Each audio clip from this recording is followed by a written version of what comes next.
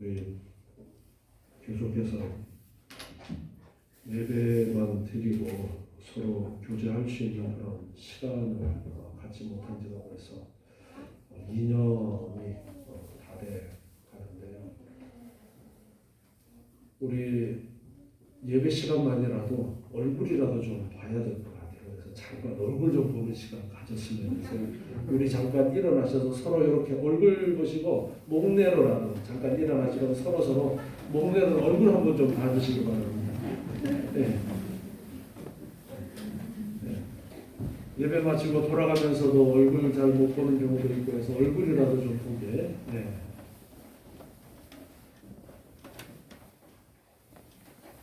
제가 광고 시간에도 말씀드렸지만 아무쪼록 빨리 이 코로나가 끝날 수 있도록 계속 기도를 부탁을 드리겠습니다. 우리 요한복음 통해서 말씀을 함께 나누고 있는데요.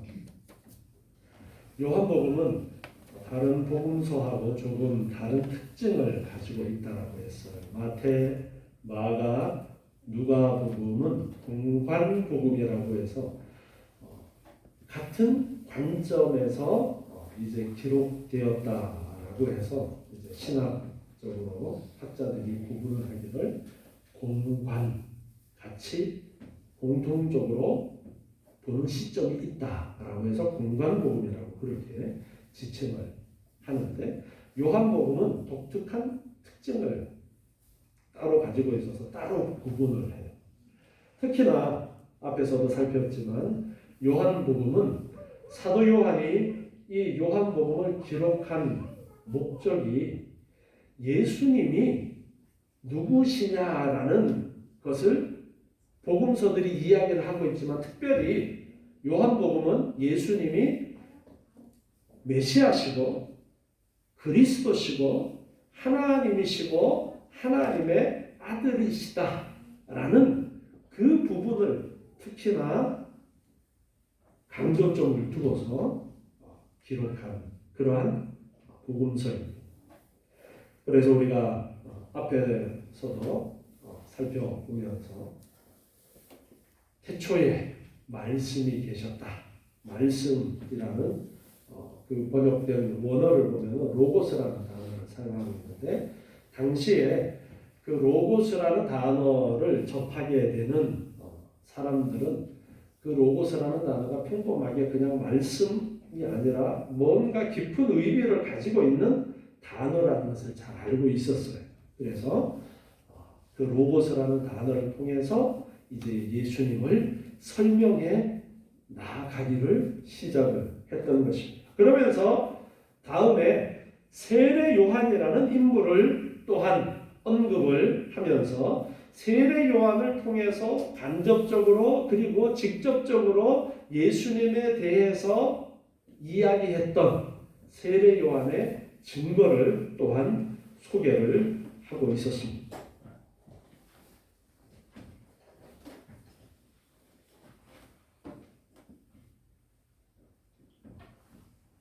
35절부터 51절까지 말씀에서는 이제 예수님과 초기에 4명의 제자들과의 만남을 기록한 그러한 부분인데, 이 부분은 다른 복음서에는 생략되어진 그러한 부분이에요. 공관복음서에서는 예수님께서 갈릴리 바닷가에서 처음으로 제자를 부르시는 그러한 장면을 기록을 하고 있지만, 사도 요한은 요한복음에서는 이 장면은 기록을 하지 않았어요. 그런데 사도 요한은 그 이전에 유대지방에서 있었던 예수님과 첫 번째 4명의 제자와의 만남의 장면을 특별히 오늘 본문 35절부터 기록을 하고 있어요. 다른 복음서에는 없는 가장 처음에 만났던 예수님의 제자들의 모습을 기록을 하고 있다는 거예요.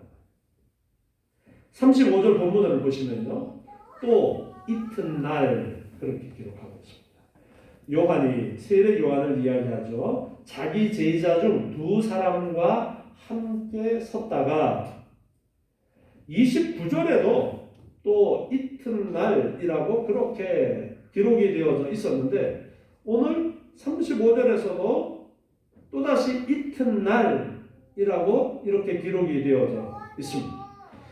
요한복음 1절부터 18절까지는 특별히 요한복음 전체의 신학적인 그러한 서론에 해당되는 말씀을 하고 그리고 이어서 예수님의 메시아 되심이 확실하게 세례 요한에 의해서 증거되어지고 그리고 초기의 제자들의 부름 사건이 이제 나오면서 하루씩 시간적인 간격을 가지고 연속해서 기록이 되어지고 있는 거예요. 그래서 29절에 이튿날 한 다음에 또다시 이제 이튿날 예수님과 세례 요한과의 만남의 그 사건이 있은 다음 날이라는 거예요.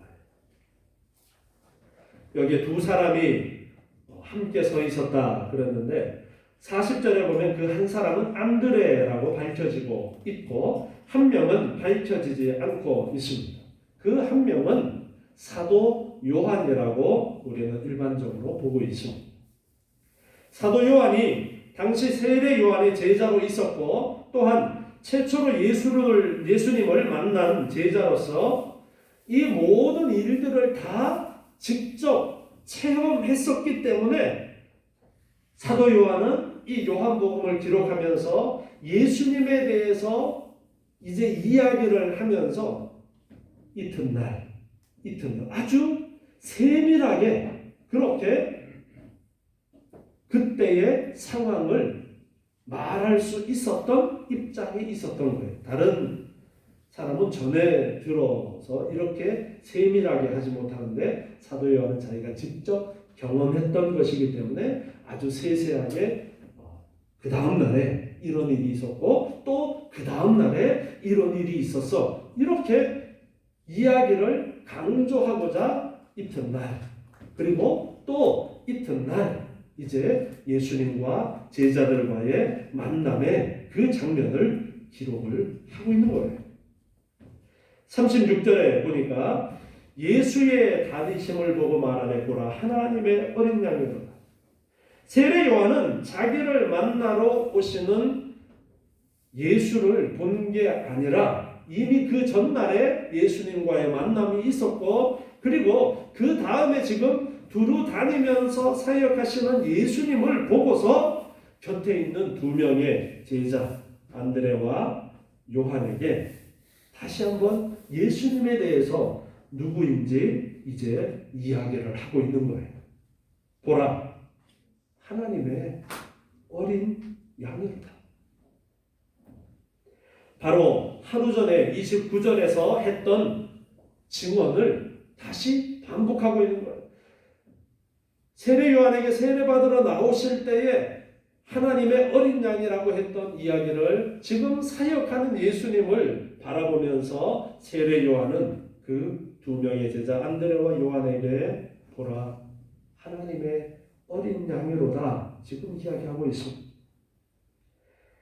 제자들에게 예수가 그리스도이심을 다시 한번 확인시키고 있는 것입니다. 옆에 있던 안드레와 요한 제자들 역시 그 앞날에 있었던 일들을 잘 알고 있습니다. 그리고 그 전날 있었던 사건을 다시 한번 떠올렸을 것입니다. 세례 요한의 말은 제자들에게 자기를 떠나서 예수에게로 가라고 권하는 것처럼 그렇게 들렸습니다. 아마도 세례 요한은 이 사람들을 예수님에게 인계하고 싶었을 것입니다. 37절에 보니까 두 제자가 그의 말을 듣고 예수를 쫓았다 기록하고 있습니다. 세례 요한의 두 제자 안드레와 요한은 세례 요한에게 예수님이 메시아라는 말을 들었습니다. 세상 죄를 지고 가는 하나님의 어린 양이다 29절에서 그렇게 말씀하는 것을 들었고 30절에서는 나보다 먼저 계신 자다 라는 그러한 세례 요한의 말을 들었습니다. 그리고 33절에서는 성령으로 세례를 주는 자다라는 예수님에 대한 소개를 들었습니다. 그리고 34절에서는 하나님의 아들이시다라는 세례 요한의 증거를 들었습니다. 나는 그의 신들매를 풀기도 감당치 못할 그러한 차이점을 가지고 있다라고 27절에서 세례 요한이 했던 말을 잘 기억하고 있습니다. 그리고 이들은 이제 예수를 따르고 예수님의 제자가 되고자 결심을 합니다. 보라, 하나님의 어린 양이다. 세례 요한의 이러한 다시 한번 강조하는 말을 듣고서 안드레와 요한은 예수님의 제자가 되고자 결심을 했던 것입니다. 그래서 예수님을 따라갔습니다. 38절 말씀을 보니까 예수께서 돌이켜 그 좇는 것을 보시고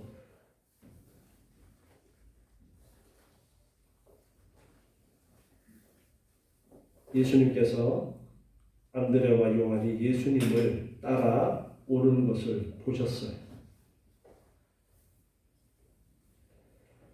사도 요한은 지금 이때에 예수님을 만났던 당사자였기 때문에 그 감동적인 체험을 매우 생생하고 현장감 있게 그때 상황을 기록을 해주고 있는데요. 예수께서 돌이켜 그 좇는 것을 보시고 물어 가라사대 무엇을 구하느냐 했을 때에 가로되 랍비여 어디 계시오니까 그렇게 대답했던 그 자세한 장면을 기록하고 있습니다. 예수님의 행동을 묘사를 하면서 생략해도 상관없는 돌이켜라는 표현을 사용을 하고 있어요. 그래서 자신을 좇는 자들에게 대한 예수님의 깊은 관심을 잘 표현해 주면서 돌이켜라는 단어를 사용했습니다. 뿐만 아니라 보시고에 해당하는 단어는 특히 관심을 가지고 주목하다라는 그러한 의미가 있을 뿐 아니라 초자연적인 지각을 나타낼 때도 이 단어를 사용하고 있습니다. 본문에서도 예수님께서는 깊은 관심을 가지고 그들을 주목하셨을 뿐만 아니라 초자연적인 능력으로 그들이 추구하는 바를 정확하게 알고 계셨기 때문에 돌이켜서 쫓아오는 그 사람들을 보셨다. 그렇게 기록을 하고 있습니다. 그러면서 무엇을 구하느냐?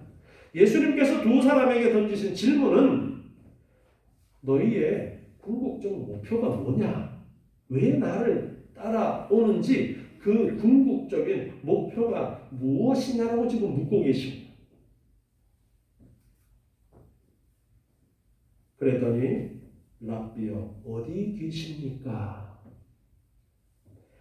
랍비라는 이 말은 나의 존경하는 분이라는 뜻을 가지고 있는 아람어인데요. 초기 유대교에서부터 이 단어는 높은 지위에 있는 사람이나 상급자를 지칭하거나 제자들이 선생을 지칭할 때에 사용되었습니다. 그리고 주전 2세기경부터 이 용어는 제자들이 선생을 공손히 부를 때에만 주로 사용을 하게 되어졌습니다. 그러니까 예수님 당시에도 이 단어는 주로 이제 선생님을 공손히 부를 때에 사용하는 단어가 일반적이었던 것입니다. 그래서 이 뒤에 보면은 랍비는 번역하면 선생이라 이렇게 추가로 되어져 있는데요. 이것은 지금 요한복음이 이방인들을 첫 번째 대상으로 하고 있기 때문에 그래서 잘 알지 못하는 그러한 생소한 단어는 번역을 해서 이렇게 기록을 해주고 있는 거예요. 그래서 랍비라는 아람어가 헬라어를 사용하는 사람들한테는 잘 모르는 그런 단어이기 때문에 그래서 번역을 해서 선생이다라고 그렇게 이제 번역을 하고 있는데요. 예수님께 이 두 제자가 너희들 무엇을 구하느냐 할 때에 한 대답이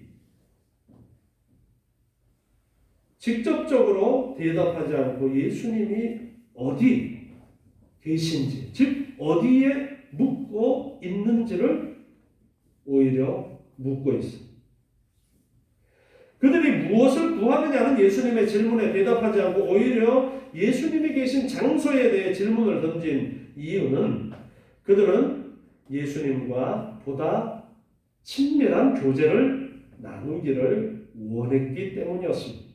일반 대중 속에서 그분의 말씀을 잠시 듣고 돌아가는 그러한 관계가 아니라 가까이에서 가르침을 받고 또 추종하는 측근이 되고자 했기 때문에 어디 계신지요? 그 계신 곳에 가서 좀 더 자세하게 이야기를 나누고 싶습니다라는 그러한 의미가 이 말 속에 담겨져 있었던 것입니다.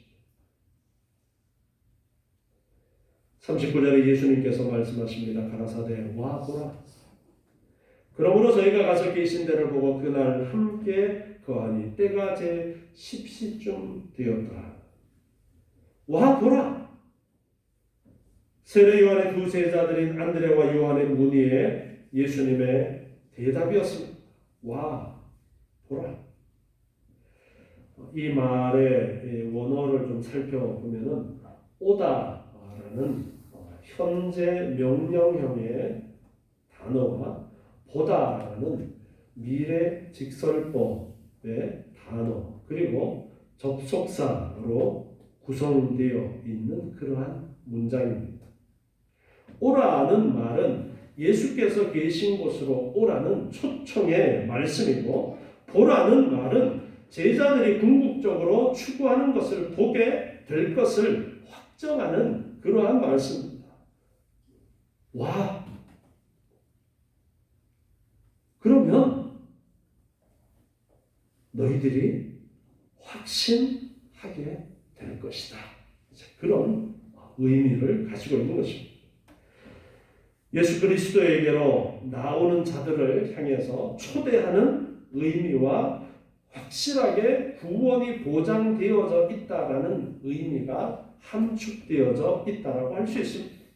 와 보라라는 이 표현은 당시에는 랍비들이 사용했던 그런 초청의 표현의 형식이기도 했습니다. 랍비여 어디 계십니까? 라는 그러한 말에 와 보라.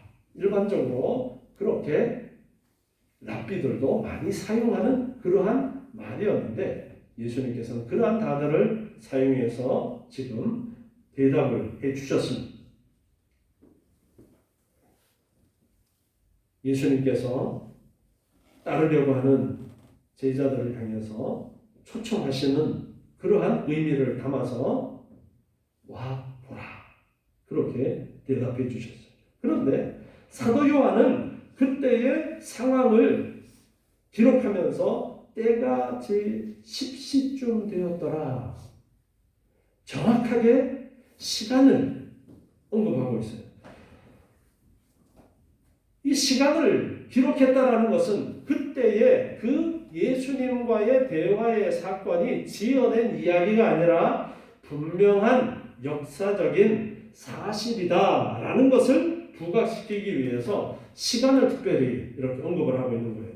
그 10시가 로마의 시간으로 계산하면 오전 10시가 되고요. 유대의 시간으로 하면은 오후 4시가 됩니다. 정확하게 이것이 유대의 시간이었는지 로마의 시간이었는지는 우리가 정확하게 알 수는 없지만 중요한 것은 분명하게 시간을 언급을 했다라는 거예요. 그래서 정확하게 그 시간을 기억하고 그때의 그 사건이 진짜로 있었던 사건이라는 것을 이야기하려고 사도 요한은 이 부분을 기록하면서 그때의 이제 대화를 나누었던 시간이 10시쯤 되었어. 지금 그 이야기를 하면서 이 사도 요한이 요한복음을 통해서 말하고자 하는 것이 그저 자기의 일방적인 주장이나 지어낸 이야기가 아니라 생생한 사실을 지금 이야기하고 있다는 것을 강조를 하고 있는 거예요. 40절에 보니까 요한의 말을 듣고 예수를 쫓는 두 사람 중에 하나는 시몬 베드로의 형제 안드레라. 자, 여기에 이제 그 제자의 이름이 나오죠. 한 명인 시몬의 형제 안드레라는 것입니다. 시몬 베드로의 형제 안드레. 예수님의 제자들 가운데 예수님과 맨 처음 만난 두 인물 가운데 하나가 안드레임을 밝히고 있어요. 안드레를 소개함에 있어서 시몬 베드로의 형제라는 표현을 사용한 것은 역사적으로 베드로가 중요한 역할을 했을 뿐 아니라 이 요한복음을 읽는 첫 번째로 읽는 그 독자들인 이방인들에게 있어서 베드로는 매우 잘 알려졌던 인물이었기 때문으로 보여집니다. 반면에 안드레는 잘 알려지지 않았다라는 거예요. 그래서 안드레를 이야기하면서 안드레야 그렇게 말하는 것이 아니라 너희들이 잘 알고 있는 시몬 베드로의 형제 안드레 그렇게 이야기를 합니다. 하나님께서 일하시는 모습을 우리는 여기에서 보게 됩니다.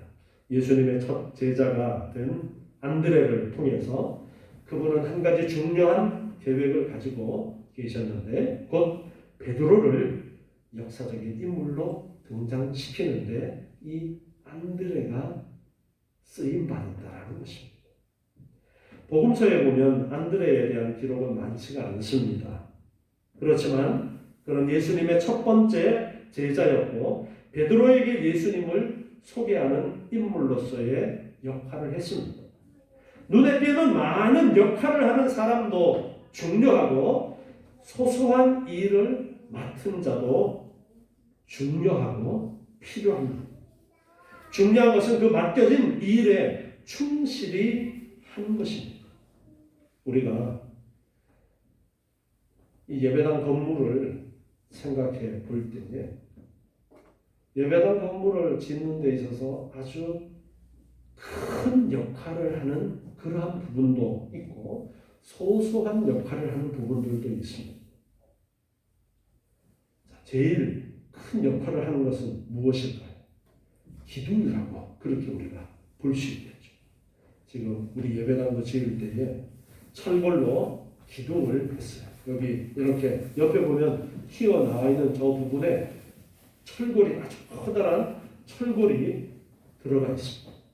그리고 저 철골을 중심으로 해서 또 이 전체 층층이 무게를 견디는 보가 한 이만큼 60cm 정도 되는 보가 철골로 또 이렇게 되어져 있어요.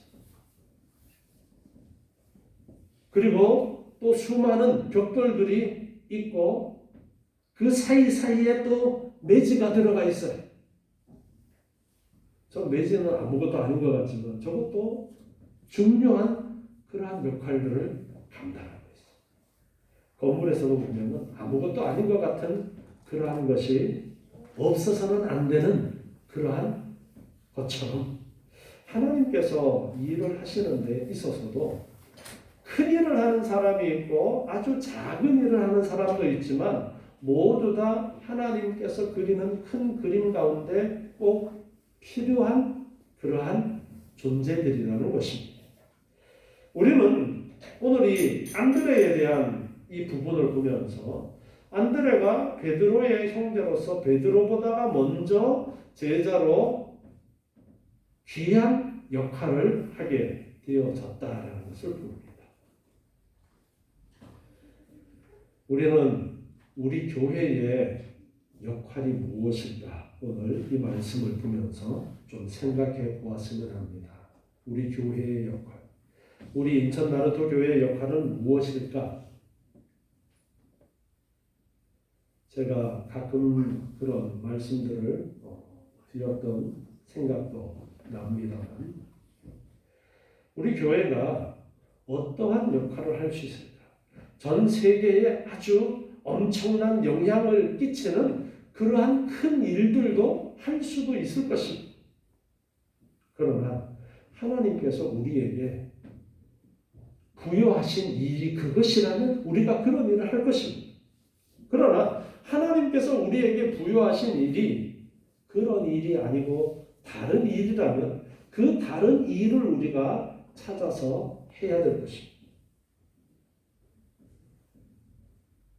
그래서 저는 이런 고민들을 하면서 하나님께서 과연 우리 교회에 원하시는 것이 무엇일까? 하나님께서 나를 여기에 목회자로 세워서 우리 인천 나루터 교회를 이끌어 가도록 하시는 하나님의 계획하심은 무엇일까? 우리 교회가 다른 교회랑 비교해 보면 지금 현재 좀 독특한 부분들을 가지고 있어요. 우리가 지금 예배를 어린아이부터 어른들까지 함께 이렇게 예배를 드리고 있습니다. 다른 교회 다니다가 처음 우리 교회에 오시는 분들은 적응이 잘 안 될 수도 있습니다. 그러나 우리는 벌써 오랫동안 함께 예배를 드리면서 어린아이들도 얼마나 예배에 잘 참석하고 있는지 몰라요. 처음 온 사람들은 적응하기 어려울 것입니다. 하나님께서 저를 통해서 이 교회를 이끌도록 하시면서 조그마한 일들이지만 무엇인가를 중요하게 여기고 가치를 부여하고 앞으로 우리 교회가 이 부분을 붙들자라고 이야기했던 부분들, 그 일이 전 세계를 뒤집어 엎을 만한 큰 일이 아니에요. 그렇지만 하나님께서 지금 현재 우리 교회가 기도 제목으로 주시는 그러한 것들을 붙들고 그 작은 일에 충성하게 되어질 때에 하나님께서는 그런 것들을 쓰셔서 앞으로의 큰 그림에 사용하신다라는 거예요. 우리가 바른 믿음을 지켜나가려고 제가 애쓰고 있는데, 제가 애쓰는 애씀이 우리 성도들과 함께 하나가 되어서 우리 교회가 힘쓰고 애쓰고 나아갈 때에 전혀 주변에 영향을 못 끼칠 수도 있어요. 그러나 그러한 가운데 우리 교회 안에서 자라난 한 사람이 그 바른 믿음을 가지고 또 영향을 끼쳐 나갈 수도 있습니다. 우리 교회에서 지금 옛날에 지나간 이렇게 시간들을 돌아보면은 우리 교회를 거쳐서 간 사람들이 참 많이 있습니다. 뭐 어떤 사정으로 해서 교회를 떠나게 된, 좋은 일로 혹은 좋지 않은 일로 우리 교회에 같이 신앙생활하다가 떠나간 그러한 사람들도 있는데, 그러한 사람들이 과연 우리 교회에 있으면서 배우게 되어진 그러한 말씀들을 가지고 선한 영향을 끼치는 그러한 이야기들을 듣습니다. 그러한 작은 일 같아도 그 역할이 있다라는 거예요. 우리가 바로 신앙생활 하려고 하고 진리를 붙들려고 애를 쓰고 있는데, 그것이 다른 사람들이 볼 때는 정말 하찮은 것이고 아무것도 아닌 것 같고, 야 너네 교회는 비전도 없냐? 그런 이야기를 들을 수도 있어요. 예. 무엇이 비전일까? 하나님께서 우리에게 붙들고 가라고 말씀하시는 그것이 바로 우리에게 주시는 비전입니다. 진리가 무엇인지를 올바로 깨닫고 그 진리를 붙들고 나아가겠다라는 정말 비전 같지도 않은 그러한 것이 사실은 하나님께서 저에게 주신 마음입니다. 그리고 저를 이 교회의 목회자로, 지도자로 세우셨어요. 안드레는 뭔가 유명하게 엄청난 일들을 했던 사람은 아니었지만 그를 통해서 베드로가 주님을 만나게 되어지는 그러한 통로의 역할을 했었어요. 우리도 우리에게 주어진 그러한 마음을 가지고 잘 붙들고 나아가는 것이 작아도 하나님께서 우리 교회에 맡기신 어떤 역할이 아닌가라는 그런 생각을 저는 해봤습니다. 앞으로 그러한 생각들이 바뀌어질 수도 있어요. 하나님께서 섭리 가운데 또 다른 그러한 우리가 붙들어야 될 일들을 주실 때 우리는 그 일을 붙들고 나아가야 할 것입니다. 또한 우리 한 사람 한 사람에게, 여러분 한 사람 한 사람에게 하나님께서 주시는 마음이 있을 거예요. 교회를 위해서, 주의 몸된 교회를 위해서, 예수님께서 머리 대신 큰 교회를 위해서 우리가 할 수 있는 일들이 무엇일까? 그러한 일들을 우리는 계속해서 고민해 나가야 될 것입니다. 우리가 선교하는 일도 아주 작은 부분을 하고 있지만 우리의 작은 섬김을 통해서 세계의 다른 지역에서 또한 복음의 일꾼들이 자라나고 있다는 것. 우리는 그 멀리 어떠한 일들이 있는지를 잘 몰라도 하나님께서는 우리를 통해서 하시는 일들이 있다. 여러분의 인생이 내 인생을 돌아보면 뭐 아무것도 한 것도 없어. 그럴 수도 있습니다. 그러나 하나님께서는 여러분의 그 별것 아닌 것 같은 인생도 아주 귀중하게 사용하고 계시다는 것을 잊지 마십시오.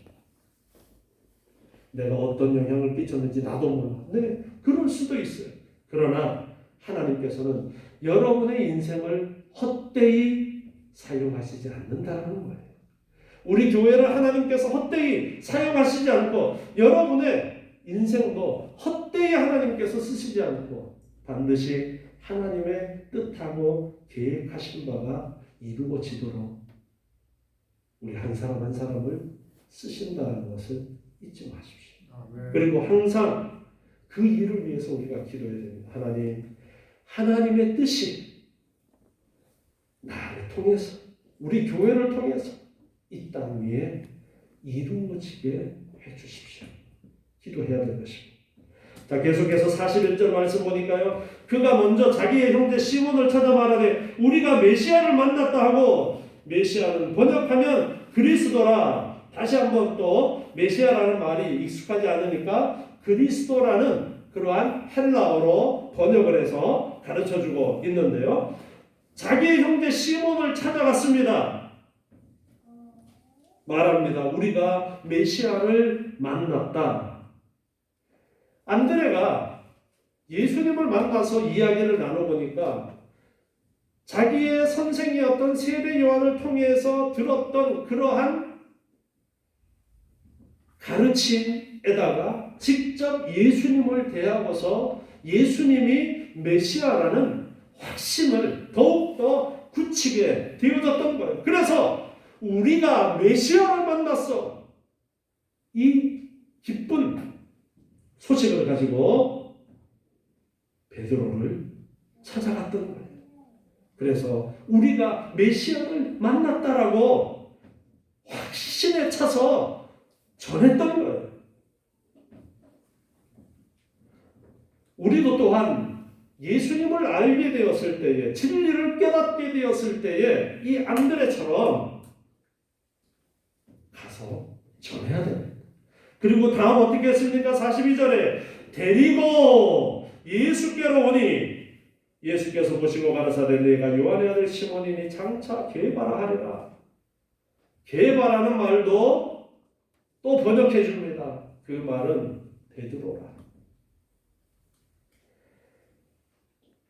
자기가 확신을 가졌을 때에 그 확실한 진리를 가지고 베드로에게 증거했어요. 그리고 증거하는 것으로 끝나지 않고 그를 데리고 예수님께로 데리고 왔습니다. 예수님께로 데리고 왔어요.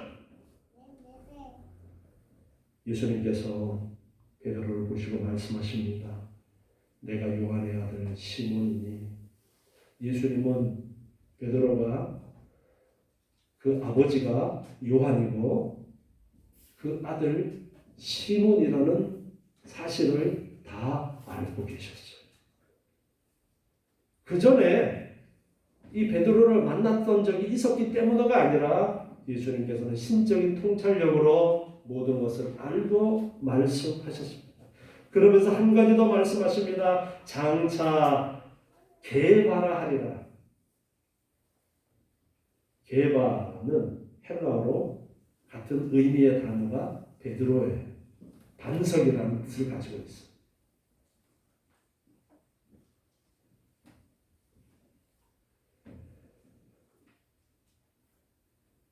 앞으로 시몬이라는 이 안드레의 형제가 베드로라고 불리어지는 큰 일을 감당할 사람이라는 것을 예수님께서는 지금 말씀하고 계시는 거예요. 세례 요한은 그의 시대가 끝나고 예수님의 시대가 왔음을 직감하고 있었을 것입니다. 그는 자신의 제자들에게 예수가 메시아이심을 증거하고 예수님을 따르도록 인도했습니다.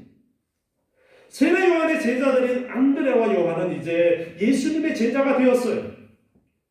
그리고 그들을 통하여 신약의 교회를 이루어 나아가시는 하나님의 섭리를 우리는 보게 됩니다.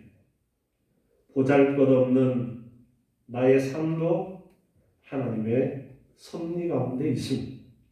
나를 통하여 우리 교회를 통하여 이 시대에 이루기를 원하시는 하나님의 뜻이 있습니다. 그것이 무엇일까? 우리는 늘 말씀을 보고 기도하면서 그것을 발견해야 될 것입니다. 그리고 그 일이 이루어지도록 기도해야 될 것입니다. 하나님의 뜻이 나를 통해서 우리 교회를 통해서 이 땅 위에 이루어지게 해주십시오. 기도하면서 우리 부지런히 하나님께서 맡기신 일이 정말 사람이 보기에는 보잘것없는 것 같아도 하나님이 나에게 맡기신 일을 깨닫고 그 일에 충성하는 것이 필요한 거예요. 나는 더 큰 일을 할 거야가 아니라 나에게 맡기신 일에 충성하는 것. 그것이 우리가 마땅히 해야 될 일이고 하나님께서는 하나님의 계획 속에 우리를 함께 하도록 하셔서 큰 그림을 그려가고 계시다는 것을 알고 하나님께서 맡기신 그 귀한 일을 바로 깨닫고 열심히 충성할 때 주님 앞에 섰을 때 잘했다. 내가 작은 일에 충성했으니까 나의 즐거움에 함께 참여해라 라는 그러한 칭찬을 들을 수 있을 것입니다. 하나님께서 주신 그 사명을 따라서 작은 일에도 열심히 충성하시는 안드레처럼 예수를 전하고 그 주어진 일에 충성하시는 저와 여러분 되시기 바랍니다. 기도하겠습니다. 하나님 감사합니다. 오늘도 주시는 말씀을 통해서 아버지 하나님께서 맡기신 일을 고민합니다. 아버지 하나님께서 우리를 통해서 이루실 일을 찾습니다. 아버지 하나님, 저희에게 지혜를 주셔서 하나님의 계획하심을 깨닫게 하시고 더욱더 열심으로 우리에게 맡기신 일에 충성하는 저희의 삶이 되게 도와 주시옵소서. 저희의 삶을 통하여 영광 받아 주시옵소서. 저희의 삶을 통하여 하나님의 놀라운 일들이 온전히 이루어지게 하여 주시옵소서. 우리 교회가 또한 하나님 기뻐하시는 귀한 계획들을 온전히 이루는 교회 되도록 주님 사용하여 주시옵소서. 날마다 우리와 함께 하시고 우리를 통하여 일하시는 하나님을 깨닫고 감사하는 저의 삶이 되게 도와주시고 기뻐하는 저의 삶이 되도록 주님 은혜 내려 주시옵소서. 예수님의 이름으로 기도드리옵나이다.